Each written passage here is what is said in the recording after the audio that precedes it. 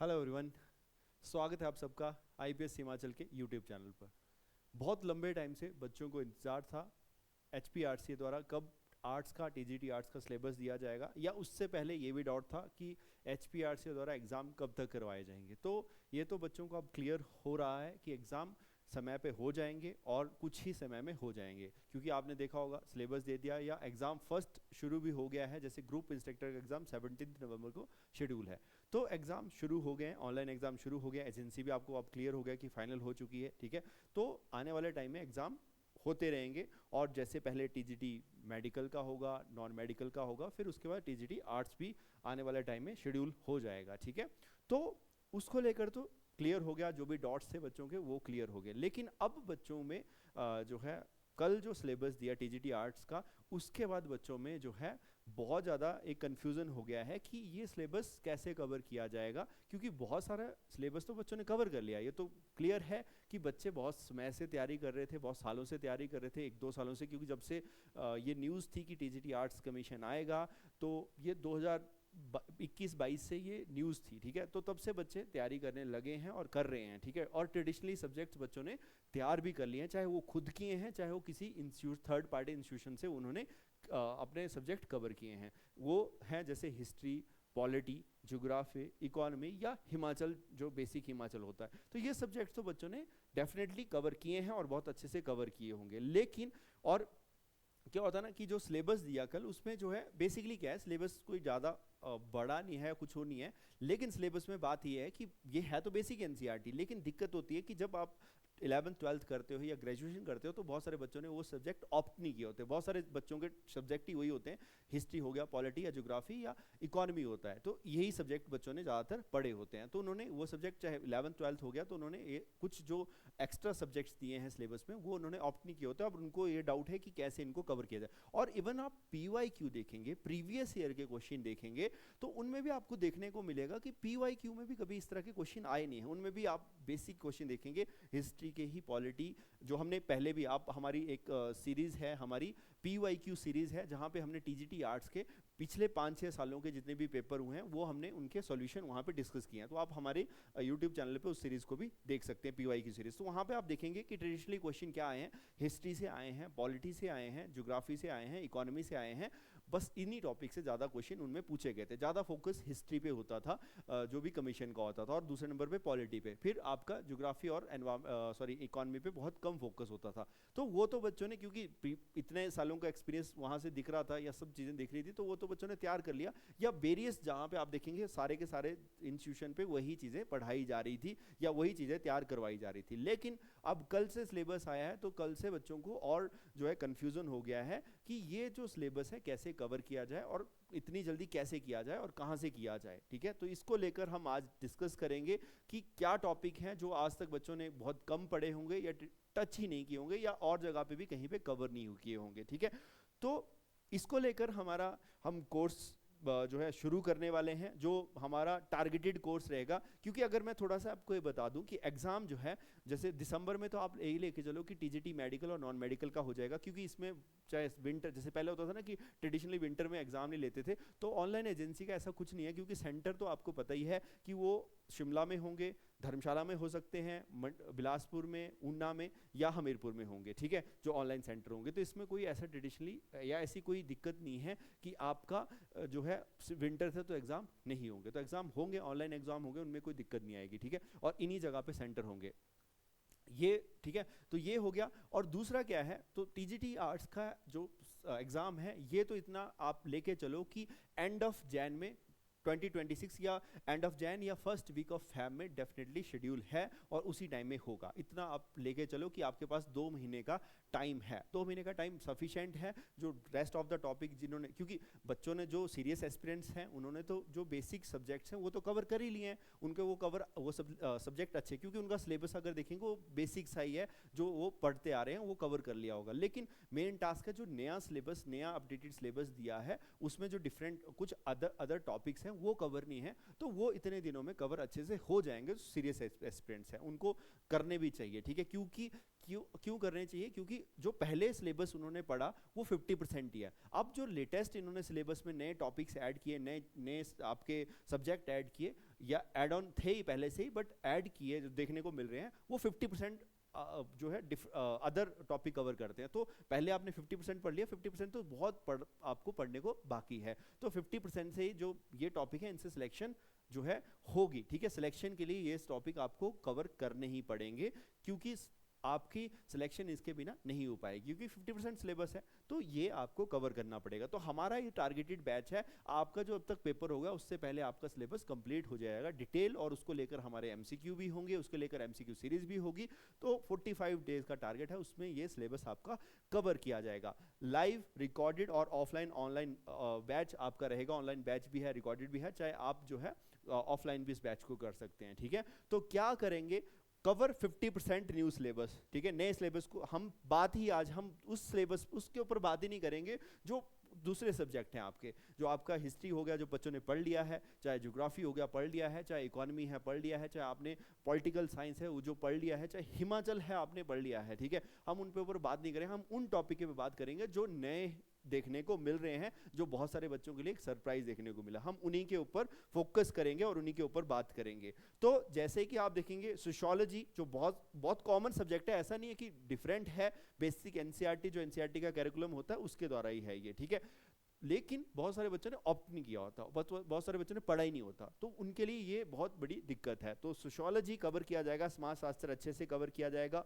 फिर public add या governance या एथिक्स, लोक प्रशासन सुशासन या नैतिकता, इसको भी कवर किया जाएगा, ये भी कहीं पे, क्योंकि इसके टॉपिक जब देखेंगे तो थोड़े से यूनिक टॉपिक वहां देखने को मिलेंगे। आईआर, इंटरनेशनल रिलेशन, तो ये भी एक नया टॉपिक है। नहीं तो आप पीवाईक्यू देखेंगे, प्रीवियस 5-6 सालों के टीजीटी आर्ट्स के पेपर देखेंगे, वहां पे इस तरह के क्वेश्चन नहीं पूछे गए थे, ठीक है।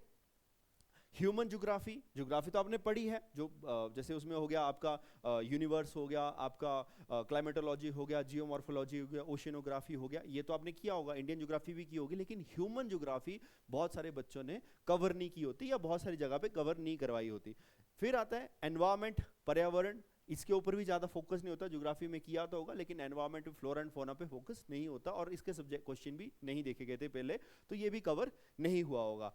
फिर आता है इंडियन इकोनॉमी, भारतीय अर्थव्यवस्था, ये भी एक इंपॉर्टेंट टॉपिक है, ये तो आपने कवर किया होगा इंडियन इकोनॉमी। लेकिन इंडियन इकोनॉमी में कुछ अदर टॉपिक्स ऐसे हैं, कुछ ऐसे टॉपिक हैं जो ट्रेडिशनली कवर नहीं किया जाते, हम उन पे फोकस करेंगे। मतलब इंडियन इकोनॉमी में तो डिटेल तो करना ही पड़ेगा, क्योंकि आप देखेंगे प्रीवियस क्वेश्चन वहां पे इंडियन इकोनॉमी जो मैंने बोला आपको, हमारी प्लेलिस्ट में जाएंगे, वहां पे जो PYQ series of the TGT arts, तो हमने सॉल्व किया, वहां पे इंडियन इकोनॉमी के बहुत कम क्वेश्चन देखने को मिलेंगे उन पेपरों में। तो टच ही नहीं करते बच्चे, या बहुत सारे इंस्टीट्यूशन उन टॉपिक को टच नहीं करते, क्योंकि वो वहाँ पे पूछे नहीं गए हैं। लेकिन आप सिलेबस में बहुत डिटेल सिलेबस है इंडियन इकोनॉमी का, उसको कवर किया जाएगा।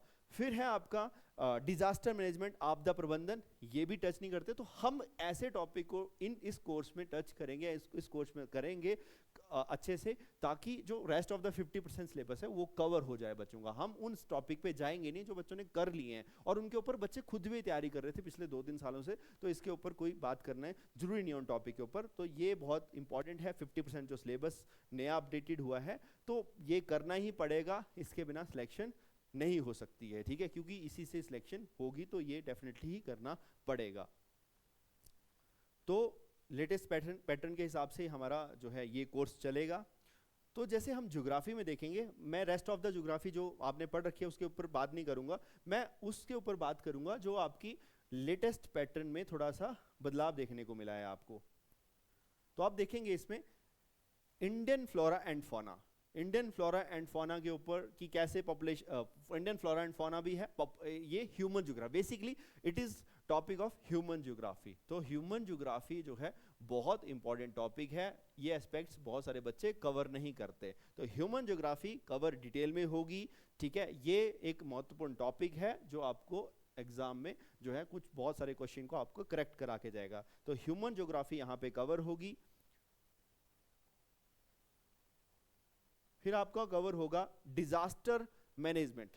डिजास्टर और हजार्ड्स, ठीक है। तो डिजास्टर मैनेजमेंट भी एक यूनिक टॉपिक देखने को मिला, ठीक है। इसके ऊपर भी बच्चों ने तैयारी नहीं की होगी, फोकस नहीं होगा। तो डिजास्टर मैनेजमेंट जो एक्ट है 2005 का, उसको डिटेल में पढ़ेंगे। एनडीएम में, एसडीएम में है, चाहे एनआईडी में है, चाहे वो डिजास्टर मैनेजमेंट को लेकर क्या प्रिकॉशन है, कैसे किया जाएगा, क्या स्टेप लिए जाके गवर्नमेंट के द्वारा, तो ये सब चीजें हम डिटेल में डिस्कस करेंगे। फिर मॉडर्न ट्रेंड जो है लेटेस्ट टेक्नोलॉजी के हिसाब से ज्योग्राफी में, चाहे वो रिमोट सेंसिंग हो गया, जीपीएस हो गया, जीआईएस हो गया, ये टेक्नोलॉजी कैसे यूज की जा रही है, चाहे वो डिजास्टर को से आपदा प्रबंधन को करने के लिए, या कैसे टाउन एस्टेब्लिश की जा रही हैं, तो ये सब रिमोट सेंसिंग के द्वारा ये सब उसमें हम पढ़ेंगे। तो इस तरह के क्वेश्चन भी आपके एग्जाम में एक्सपेक्टेड हैं। क्लियर जी? तो ये हमारा ह्यूमन ज्योग्राफी हो गया। अब आता है इकोनॉमिक्स। इकोनॉमिक्स में आपने सबने पढ़ा होगा, ठीक है, बहुत सारे बच्चों ने इकोनॉमिक्स पढ़ी होगी, बेसिक कंसेप्ट इकोनॉमी के पढ़े होंगे, बिहेवियर, डिमांड, प्रोड्यूसर बिहेवियर, ये सब चीजें पढ़ी होंगी। और लेकिन हम इसमें जो है और पर्सपेक्टिव से, क्योंकि बहुत डिटेल सिलेबस है, बहुत डिटेल में पढ़ा नहीं होगा। जैसे कि आपने इसका जो मैनेजमेंट लेवल होता है, फाइनेंशियल लेवल होता है, मनी एंड सप्लाई हो गया, ये सब चीजें जो है बहुत सारे बच्चों ने कवर नहीं की होती, तो ये भी सारी कवर होंगी। कंपटीशन कैसा है, मार्केट डिटर्मिनेशन पॉलिसी कैसी है, ये सब चीजें कवर की जाएंगी, ठीक है। तो इसमें माइक्रो और मैक्रो लेवल पे इकोनॉमी को कवर किया जाएगा, हर डिटेल को कवर किया जाएगा, ताकि आपको ये कोर्स यूजफुल रहे और उन्हीं टॉपिक पे फोकस किया जाएगा जो जरूरी हैं, ठीक है। ऐसा नहीं है कि हाँ ट्रेडिशनली पढ़ते आ रहे हैं, जो टॉपिक हैं, जो पुराने भी पढ़ते आ रहे हैं, उन्हीं पे नहीं, नए टॉपिक पे जो बच्चों ने टच नहीं किए, जो पोर्शन उन्होंने कभी देखा ही नहीं होता या छुआ ही नहीं होता, उसके ऊपर फोकस किया जाएगा। अब नेक्स्ट आता है इंडियन इकोनॉमी स्ट्रक्चर। यहाँ पे एक नया पैटर्न है कि इंडियन इकोनॉमी स्ट्रक्चर कैसा है, ठीक है। और इसमें आप स्ट्रक्चर फीचर हो गया, चाहे एग्रीकल्चर डेवलपमेंट हो गया, चाहे इंडस्ट्री हो गया, सर्विस सेक्टर हो गया, या एग्रीकल्चर या आपका सर्विस सेक्टर, ये सब चीजें नई ऐड ऑन हुई हैं कि इंडियन इकोनॉमी कैसे परफॉर्म कर रही है, ये भी हम डिटेल में इसमें क्या करेंगे, कवर करने की अच्छे से कवर करेंगे। और इसके एमसीक्यू हम डिस्कस करेंगे, एमसीक्यू कैसे बनेंगे, और इसी के ऊपर, इसी नए पैटर्न के ऊपर टेस्ट सीरीज भी आपकी काम करेगी।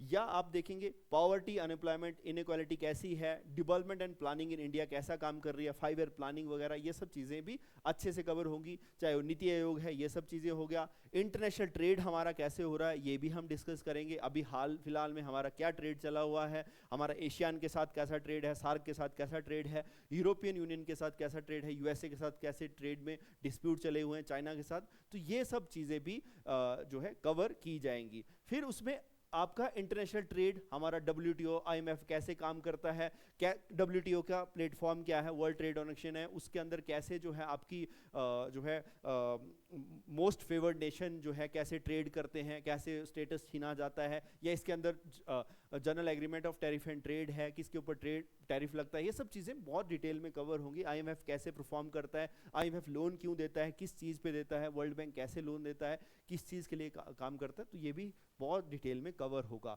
इंडियन फॉरेन ट्रेड है, इंडियन बैलेंस ऑफ पेमेंट कैसे होगा, ट्रेड बैलेंस कैसे होगा, चाहे वो फिजिकल डेफिसिट है, ये सब चीजें कैसे ओवरकम होंगी, ये सब चीजें आपकी यहाँ पे कवर की जाएंगी। या अभी हाल फिलहाल में गवर्नमेंट की क्या पॉलिसी है, ये सब। फिर आते हैं करंट इकोनॉमिक इशू। ये भी बहुत सारे बच्चे, करंट इकोनॉमी मतलब करंट रिलेटेड जो क्या है इकोनॉमिक सर्वे या बजट से जो डेटा ट्रेंड डेटा दिया जाता है, वो भी यहाँ पे पूछा जाएगा। या लेटेस्ट स्कीम या लेटेस्ट करंट अफेयर में जो चीजें चलती हैं तो वो कवर की जाएगी। तो बच्चे करंट अफेयर इकोनॉमी के तो नहीं पढ़ते हैं, ठीक है, स्पेसिफिक जो जनरल करंट अफेयर होते हैं वो पढ़ रहे होते हैं, तो ये भी कवर इसमें किया जाएगा, क्योंकि ये भी बच्चे नहीं करते। जैसे जीएसटी इंपैक्ट क्या हो रहा है, इन्फ्लेशन टाइप लेटेस्ट ट्रेंड क्या है, अनएम्प्लॉयमेंट रेट क्या है, क्लाइमेट चेंज का इफेक्ट क्या हो रहा है इंडियन इकोनॉमी पे, सस्टेनेबल डेवलपमेंट गोल पे इंडिया क्या परफॉर्म कर रहा है, कैसे परफॉर्म कर रहा है, ये सब चीजें डिटेल में, क्योंकि ये नहीं बच्चे कवर करते, ये कवर की जाएंगी, ठीक है।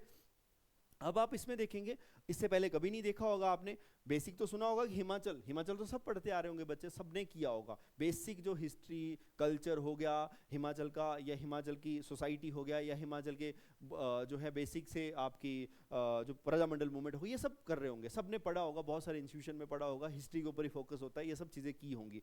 बट इन हिमाचल इकोनॉमी के ऊपर कोई फोकस नहीं होगा, ठीक है। तो ये क्योंकि ये ज़्यादा फोकस कहाँ पे होता है, जो हमारे क्लास 1 लेवल के HPPSC के एग्जाम होते हैं, चाहे वो HAS के एग्जाम हो गया, चाहे HPPSC के जो भी बच्चे एग्जाम देते हैं वहाँ पे ज़्यादा फोकस किया जाता है, ठीक है। HPPSC के एग्जाम, चाहे HAS हो गया या क्लास 1 के अदर एग्जाम हो गया, वहाँ पे ज़्यादातर इंडियन इकोनॉमी के, सॉरी HP इकोनॉमी के इकोनॉमिक सर्वे बजट से क्वेश्चन बनते हैं, पूछे जाते हैं, ठीक है। तो ये एक नया टॉपिक है, इसके ऊपर बच्चे नहीं पढ़ते हैं। तो यहाँ पे क्या हिमाचल की इकोनॉमी को डिटेल में कवर किया जाएगा, ठीक है। हिमाचल की इकोनॉमी का क्या सेक्टरल कंट्रीब्यूशन है, क्या इकोनॉमिक सर्वे बजट में परफॉर्मेंस है, क्या परफॉर्म कर रही है हिमाचल इकोनॉमी, क्या इश्यूज हैं हिमाचल में, अनएम्प्लॉयमेंट के इशू क्या है, माइग्रेशन ट्रेंड कैसा है, या अर्बन सेटलमेंट कैसी हो रही है, या स्मॉल स्केल इंडस्ट्री, या बहुत सारी वेलफेयर स्कीम्स है, चाहे वो सीनियर सिटीजन के लिए हो, लड़कियों बच्चों के लिए हो, या स्कूल स्टूडेंट्स के लिए हो, विमेंस के लिए हो, चाहे डिसेबल्ड पर्सन के लिए हो, वो सब चीज़ें यहाँ पे कवर की जाएंगी। टूरिज्म का क्या रोल है, हाइड्रो पावर का क्या रोल है, या हाइड्रो सेक्टर का क्या रोल है, ये भी डिटेल में कवर किया जाएगा और करना पड़ेगा, ठीक है। आप सबको भी करना पड़ेगा, क्योंकि यहाँ लिखा है स्पेशल सब्जेक्ट लिखा है हिमाचल इकोनॉमी, और ये बच्चों ने नहीं कवर किया। तो इन टॉपिक पे हम फोकस करेंगे जो ट्रेडिशनली या कहीं पे भी कवर नहीं हुआ होगा, ठीक है। तो इन्हीं टॉपिक पे फोकस करेंगे। नेक्स्ट है पॉलिटिकल साइंस। तो पॉलिटिकल साइंस भी बच्चों ने बहुत सालों से पढ़ते आ रहे हैं और पढ़ा भी होगा, ठीक है। ट्रेडिशनली जो आपका बेसिक है, मेकिंग ऑफ कॉन्स्टिट्यूशन हो गया, कैसे संविधान बना, प्रियम्बल क्या है, प्रस्तावना क्या है, आपका सिटीजनशिप क्या होती है, नागरिकता क्या होती है, या मौलिक अधिकार क्या है, मौलिक कर्तव्य क्या है, पार्लियामेंट कैसे काम करती है, स्टेट लेजिस्लेचर कैसे काम करता है, ये पंचायती राज म्यूनसिपैलिटी कैसे काम करती है, सब सबने पढ़ा होगा, क्या आर्टिकल हैं, क्या सब चीज़ें सबने अच्छे से की होंगी। लेकिन यहाँ पे क्या है लेटेस्ट ट्रेंड, जो आपके ज़्यादातर UPSC स्टेट PCS एग्जाम में जो मेंस के पर्सपेक्टिव से पूछे जाते हैं, कि इलेक्ट्रोल पॉलिटिकल सिस्टम हो गया, इलेक्ट्रोल सिस्टम हो गया, पार्टी सिस्टम हो गया, या आपका इंटरनेशनल रिलेशन, ठीक है, IR, ठीक है। अब जिन बच्चों ने तो ऑप्ट किया होगा पॉलिटिकल साइंस IR, तो उनको तो आता होगा, ठीक है, कि बेसिक जिन्होंने 11th 12th में पढ़ा होगा या ग्रेजुएशन में पढ़ा होगा वो तो कर लेंगे। लेकिन रेस्ट ऑफ द जो बच्चे हैं जिन्होंने कभी ये चीज़ नहीं देखी है, तो वो कैसे IR कर पाएंगे। तो हमारा फोकस इसके ऊपर रहेगा। इंटरनेशनल रिलेशन हमारी क्या अप्रोचेज है इंडिया की, हमारा कोल्ड वॉर क्या था, उसके साथ क्या हुआ, उसके बाद क्या ट्रीटी हुई, यूनाइटेड नेशन क्या कैसे काम करता है, इसके डिफरेंट ऑर्गन है कैसे काम करते हैं, WTO कैसे काम करता है, आपका सार्क कैसे क्या है, एशियन क्या है, ठीक है। तो वेरियस ऑर्गेनाइजेशन है, इंडिया की फॉरेन पॉलिसी कैसे काम कर रही है, क्या इंडिया की अभी फॉरेन पॉलिसी होने वाली है, इंडिया US के बीच में जो टसल चला है ट्रेड वार को लेकर वो कैसे होगा, या इंडिया चाइना को लेकर, इंडिया यूरोप को लेकर, यूरोपियन यूनियन को लेकर, या इंडिया रशिया को लेकर क्या क्या ट्रेड वॉर के जो है एस्पेक्ट्स हैं, या कैसे हमारी फॉरेन पॉलिसी काम कर रही है। तो ये सब चीज़ें भी कवर की जाएंगी और अच्छे से कवर होंगी, ठीक है। तो ये आपको करनी भी पड़ेंगी, ठीक है।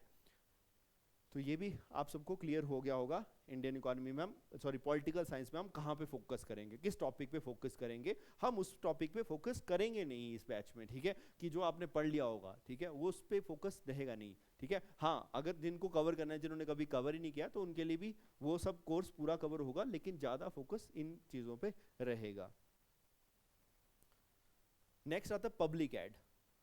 तो पब्लिक एड भी एक नया जो है कुछ बच्चों के लिए एक सरप्राइजिंग टॉपिक रह सकता है, ठीक है, क्योंकि इसके क्वेश्चन भी नहीं देखने को मिलते थे। PYQ ज़्यादातर तो अगर मैं इस चीज़ को आपको बताऊं कि आप इस चीज़ को जस्टिफाई या सर्टिफाइड करना है, तो PYQ उठा लो आपने, चाहे 15 का, 16 का, 17 का, चाहे 19 का, या उससे पहले 12 का या 13 में जो पेपर हुए हैं TG आर्ट्स के, उसमें कभी भी ऐसे क्वेश्चन नहीं देखने को लगे, बहुत सिंपल है। तो बच्चों ने वहीं से तैयारी शुरू की है, उसी को देख के कि इस तरह के क्वेश्चन आएंगे, ठीक है। तो और वैसे ही आप देखेंगे बहुत सारे इंस्टीट्यूशन ने भी उसी के ऊपर फोकस किया कि इस तरह का पेपर आता है और इसी का पेपर आएगा। नहीं, ऐसा नहीं है, अब सिलेबस इस तरह का आ चुका है। तो पब्लिक एड में आप देखेंगे जिन बच्चों ने तो ऑप्ट किया होगा, चाहे 11th 12th हो गया या आपका ग्रेजुएशन हो गया, तो उनको तो इजी होगा। लेकिन जिन बच्चों ने कभी पढ़ा ही नहीं है, इसको ऑप्ट ही नहीं किया, तो उनके लिए तो ये जो है बहुत बड़ी टास्क है, ठीक है। तो इसमें पब्लिक एडमिनिस्ट्रेशन में कैसे लोक प्रशासन काम करता है, चाहे ऑर्गेनाइजेशन है, कोई एक संस्था है, वो कैसे काम करती है, डिसीजन मेकिंग प्रोसेस कैसे होती है, लीडरशिप कैसे काम करती है, या कॉन्स्टिट्यूशनल अथॉरिटी कौन सी है हमारी, कैग कैसे काम करती है, इलेक्शन कमीशन ऑफ इंडिया कैसे काम करता है, या कॉम्प्ट्रोलर ऑडिटर जनरल कैसे काम करता है, या क्या है। तो ये सब चीज़ें डिस्कस करेंगे। फिर है लोकपाल कैसे काम करता है, लोकायुक्ता कैसे काम करता है, सिटीजन चार्टर क्या होता है, ठीक है, तो ये भी डिस्कस करेंगे हम। आरटीआई एक्ट 2005 है, इसके अंदर क्या क्या प्रोविजन है, कब पेनल्टी पड़ती है, कब फर्स्ट अपीलेट होती है, कब सेकंड अपीलेट होती है, कितने दिनों बाद सेकंड अपील होती है, और उसके बाद अगर वो इन्फॉर्मेशन देंगे कितना फाइन पड़ता है, ये सब डिस्कस होगी इसके अंदर।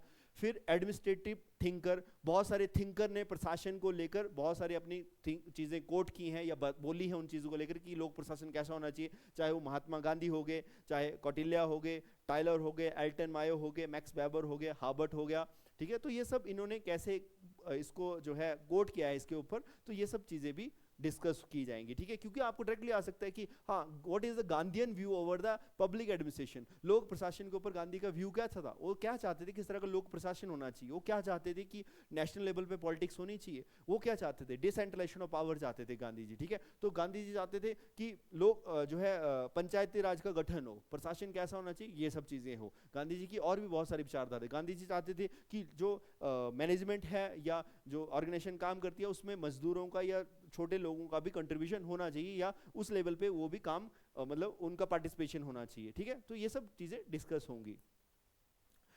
फिर हमारी एनजीओ, नॉन गवर्नमेंटल ऑर्गेनाइजेशंस हैं, कैसे काम करती हैं, होती क्या हैं एनजीओज, कैसी कैसी एनजीओज हैं, इनके क्या चैलेंजेस हैं, क्या वेरियस रिस्ट्रिक्शंस हैं। जैसे फॉरेन रेगुलेशन जो है एफसीआरए एक्ट होता है, फॉरेन रेगुलेशन करेंसी एक्ट आ गया, या फॉरेन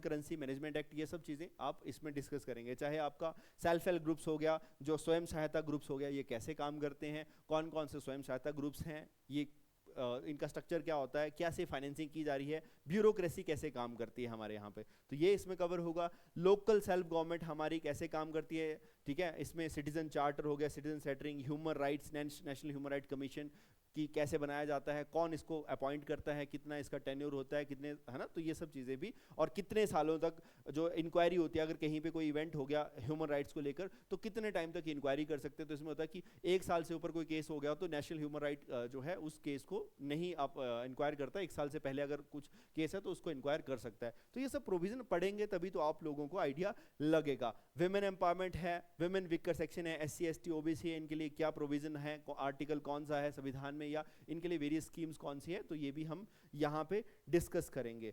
एनवायरमेंटल एडमिनिस्ट्रेशन, कैसे हमारा एनवायरमेंटल प्रोटेक्शन एक्ट है 1986, NGT जो बनाया गया था, नेशनल ग्रीन ट्रिब्यूनल, कब कैसे काम करता है, जो है कब संस्था बनाई गई थी, ठीक है।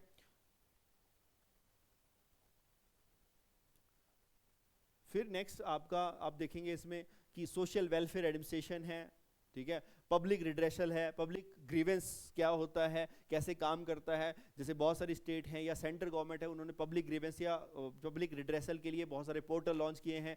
चाहे हिमाचल आप देख लो, यहाँ पे बहुत सारे पोर्टल लॉन्च किए गए हैं पब्लिक ग्रीवेंस के लिए, रिड्रेसल के लिए। जैसे CM डैशबोर्ड है या 1100 हेल्पलाइन नंबर है, उसके ऊपर फोन करो। तो इस तरह की चीज़ें आप पढ़ेंगे तो भी आपको ये चीज़ें आइडिया होगा। पब्लिक फाइनेंस, कैसे public centre state financial relation चलते हैं, या CBDT कैसे काम करता है, GST क्या है, बजट क्या है, क्या है, RBI कैसे काम करती है। इकोनॉमी में तो पढ़ा होगा, लेकिन पब्लिक एडमिनिस्ट्रेशन में इनका क्या रोल है ये आप देखेंगे। E-कॉमर्स, E-लर्निंग, E-हेल्थ क्या है कि बहुत सारी हम सर्विसेज को ऑनलाइन प्रोवाइड कर रहे हैं। इवन आप जो है बहुत दूर बैठे किसी डॉक्टर से ऑनलाइन जो है आप अपनी प्रॉब्लम बता के वो आपको वहीं से, जिसको बोलते हैं E-संजीवनी पोर्टल, उसके द्वारा ही आप जो है OPD में जाने की जरूरत नहीं पड़ती, फिजिकली आप ऑनलाइन ही उनसे पूछ सकते हो। तो ये सब चीज़ें भी यहाँ पे लॉन्च की है। डिजास्टर मैनेजमेंट को लेकर क्या काम है, NDRF कैसे काम करती है, स्टेट SDRF कैसे काम करती है, तो ये सब चीज़ें भी हमारा। और एंड में आप देखेंगे एक और इसमें लाइन डाली है, इमरजेंस एडमिनिस्ट्रेटिव हिस्ट्री,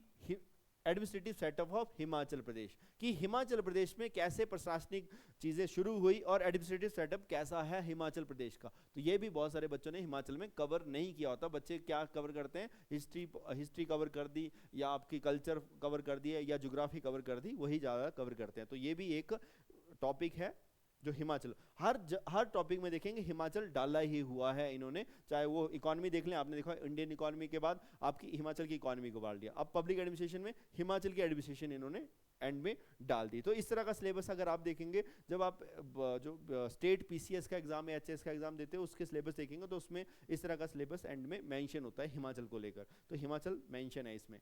फिर जो नया टॉपिक बच्चों को बहुत क्योंकि बहुत सारे बच्चे ऑप्ट नहीं करते हैं, चाहे 11th हो गया, चाहे 12th हो गया, या ग्रेजुएशन हो गया, बहुत जो स्पेसिफिक इसी फील्ड में जाते हैं वो तो पढ़ते हैं, लेकिन उन्होंने दूसरे सब्जेक्ट नहीं पढ़े होते, उन्होंने ज्योग्राफी नहीं पढ़ा होता, या उन्होंने हिस्ट्री नहीं लिया होता, उनके लिए सोशियोलॉजी ईजी होगा। लेकिन जिन्होंने हिस्ट्री पॉलिटी पढ़ा है या ज्योग्राफी, उनके लिए वो ईजी है, उनके लिए सोशियोलॉजी टफ हो जाएगा। ठीक है, तो ये भी आपको कवर करना ही पड़ेगा, फोकस सब्जेक्ट ये रहेगा। लेकिन सोशियोलॉजी भी आप देखेंगे तो बहुत डिटेल सिलेबस है, जो एक ऑप्शनल सब्जेक्ट का सिलेबस होता है, तो ये सारा का सारा सब्जेक्ट है। ठीक है, तो सोशियोलॉजी में डिटेल कवर होगा कि कैसे सोशियोलॉजी की एमर्जेंस हुई, ओरिजिन कैसे हुआ, कि कौन इसके फादर थे, कैसे एमर्जेंस हुआ, क्या क्या वेरियस थ्योरी हैं, कैसे जो है इसको एस्टेब्लिशमेंट हुई। ठीक है, तो ये देखेंगे। फिर आप देखेंगे इसके स्कोप क्या है, अदर एंथ्रोपोलॉजी से कैसे रिलेट करती है, सोशियोलॉजी हिस्ट्री से कैसे रिलेट करती है, या साइकोलॉजी से कैसे रिलेट करती है। और आप देखेंगे कि क्या क्या वेरियस इंस्टीट्यूशन है हमारी सोसाइटी में, कौन से इंस्टीट्यूशन है, क्या इंस्टीट्यूशन होती है, क्या इंस्टीट्यूशंस होते हैं। ठीक है, स्टेटस और रोल क्या है। फिर आप देखेंगे सोशियोलॉजिकल कंसेप्ट, हमारे यहाँ पे कल्चर है, सोशल फैक्टर देखने को मिलते हैं, बहुत सारे सोशल ग्रुप्स हैं, कैसे काम करते हैं वो सोशल ग्रुप्स, उनके क्या फीचर हैं। फिर आप इसमें देख पाएंगे कि हमारे सोसाइटी कैसे काम करती है, कैसी है हमारी सोसाइटी का स्ट्रक्चर। फिर आप इसमें कास्ट सिस्टम, ट्राइब्स, फैमिली, जो इसको बोलते हैं सोशल इंस्टीट्यूशन, फैमिली हो गया, बहुत इंपॉर्टेंट इंस्टीट्यूशन है। मैरिज सिस्टम, कैसी तरह की मैरिज होती हैं, फैमिली कैसी होती हैं। ठीक है, टाइप्स ऑफ फैमिली हो गया, टाइप्स ऑफ मैरिजेस हो गया, इसमें भी आप बहुत डिटेल में पढ़ते हो। किनशिप सिस्टम, हमारा भाईचारा कैसा है, भाई बंधु कैसे हैं, ये सब चीज़ें भी आप डिस्कस करोगे कि हमारी रिश्तेदारी कैसी काम करती है, किस तरह की रिश्तेदारी होती है, क्लोज रिलेशन होते हैं कि दूर के। तो ये सब टर्म्स वहाँ पे यूज की जाती हैं, जो स्पेसिफिक टर्म है, और वो जो है जब पढ़ेंगे तभी आएंगी। ठीक है, फिर आते हैं आपका वुमेन मूवमेंट्स कौन सी चली थी, या वुमेन अपलिफ्टमेंट के लिए क्या काम किया जा रहा है, या दलित के अपलिफ्टमेंट के लिए काम किया जा रहा है। ये भी बेसिक से पॉइंट है, ये तो नहीं इतना, लेकिन जैसे फैमिली किनशिप हो गया, ये थोड़ी सी टर्मिनोलॉजी इसमें यूज की जाती है, तो वो पढ़ के ही आपको पता चलेंगी। ठीक है, बाकी स्टेट में क्या या सोसाइटी में क्या चैलेंजेस है, तो कम्युनलिज्म है, सेकुलरिज्म है, या कास्टिज्म, ये चैलेंजेस देखने को मिलते हैं। ठीक है, फिर आप देख पाएंगे इसमें कि अगस्ते कॉम्टे, सोशियोलॉजिकल जो हमारे सोशियोलॉजी के थिंकर हैं, कॉम्टे हो गया, Karl Marx, Max Weber, Emile Durkheim हो गया, इनकी क्या थ्योरी है सोसाइटी को लेकर क्या ये बोलते हैं, तो ये भी डिटेल में हम कवर करेंगे इसमें थ्योरी। ठीक है, फिर हमारा जो है नेक्स्ट आप देखेंगे इसमें environmental and resources, environmental natural resources, ecology, ecosystem and society, ये भी कवर किया जाएगा। इसके एनवायरमेंटल कॉन्सिक्वेंसेस क्या हैं, या कैसे सोशियोलॉजी या सोसाइटी से रिलेट करता है। डेवलपमेंट एंड एनवायरमेंट, ठीक है, contemporary environment concern, social demography, ये सब चीज़ें भी इसी से ही रिलेट करती हैं।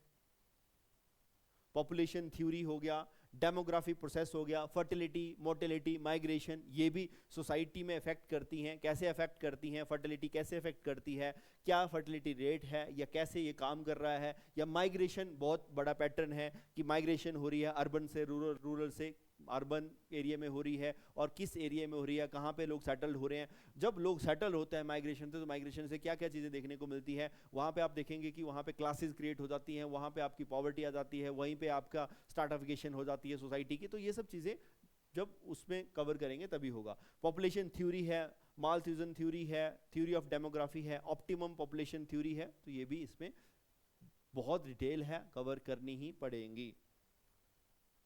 पॉपुलेशन ग्रोथ और उसके इम्पैक्ट क्या होंगे, सोशल इम्पैक्ट क्या होते हैं, एनवायरमेंटल इम्पैक्ट क्या होते हैं, पॉपुलेशन पॉलिसी जो 2000 की है वो क्या बोलती है, कैसी होनी चाहिए, ये भी यहाँ पे दिया गया है। रिसेंट ट्रेंड हमारे जो है क्या है डेवलपमेंट के भारत में, तो ग्लोबल इनइक्वालिटी, पूरी दुनिया में जो है इनइक्वालिटी है, तो यहाँ पे कैसे ट्रेंड देखने को मिलेंगे। ग्रोथ और डेवलपमेंट दोनों साइमल्टेनियसली रिलेट करती हैं, तो कैसे रिलेट करेंगी, और उसमें क्या ह्यूमन वेलफेयर के लिए किया जाएगा, ये सब चीज़ें हैं।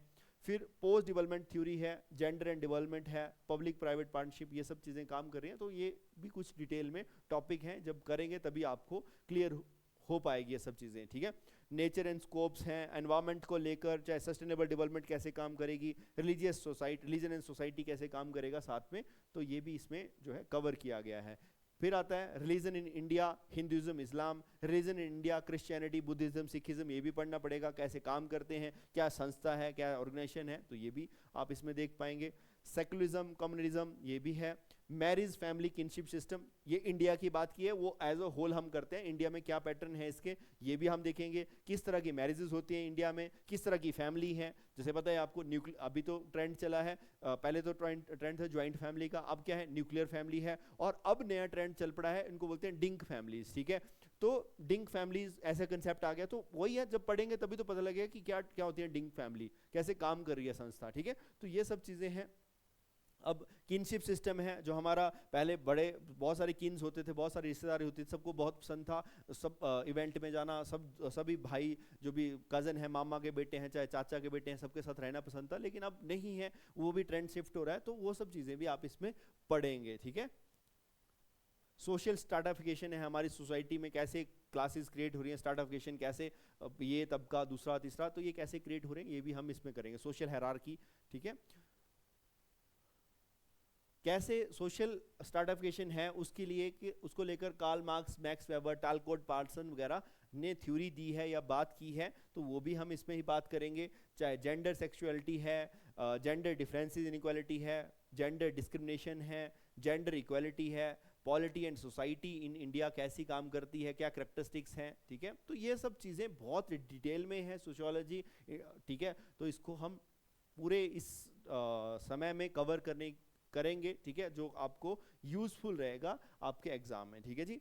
तो ये हम अच्छे से कवर करेंगे। तो ये कुछ ऐसे टॉपिक हैं जो हम कवर करेंगे, अच्छे से कवर करेंगे। थोड़ा सा मैंने आपको आइडिया भी दे दिया कि क्या क्या टॉपिक होते हैं, कैसे कवर होंगे, ठीक है। एंटायर यहाँ पे तो समझ भी नहीं आएगा आपको, जब हम करने लगेंगे तभी आपको ये चीज़ें क्लियर होती रहेंगी, क्योंकि बहुत सारे बच्चों ने नहीं पढ़ी हैं, जब पढ़ेंगे इन टॉपिक को फर्स्ट टाइम तभी तो ये अच्छे से कर पाएंगे, ठीक है। तो हमारा मेन पॉइंट है, हम इन्हीं टॉपिक पे ज़्यादा फोकस करेंगे, जो ऐसे टॉपिक हैं, नए टॉपिक देखने को मिल रहे हैं या नया ही बच्चों को एक्सपीरियंस पहली बार ही देखने को मिला है, तो हम इनके ऊपर ही फोकस करेंगे, और आपको ये टॉपिक जो है यूजफुल रहेंगे डेफिनेटली। इनसे जो है 50% पेपर आएगा।